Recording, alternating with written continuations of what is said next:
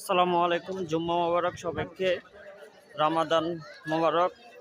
এই এলাকাতে নামাজ পড়তে চলে আসলাম। এটা হচ্ছে ই ব্লক মসজিদ। আমি আগে এখানে নামাজ পড়তাম, তা হচ্ছে আমি এই এলাকাতে প্রায় সময় জুম্মার নামাজ পড়তে আসি। এখন এখানে সব ধরনের বাজারই পাওয়া যায়, শাকসবজি, ফল, তারপর হচ্ছে সব ধরনের খাবারই পাওয়া যায়। মাছ একটু কমের মধ্যেও পাওয়া যায়, আবার বেশি দামও পাওয়া যায়। তবে হচ্ছে যাচাই বাছাই করে কিনতে হয়।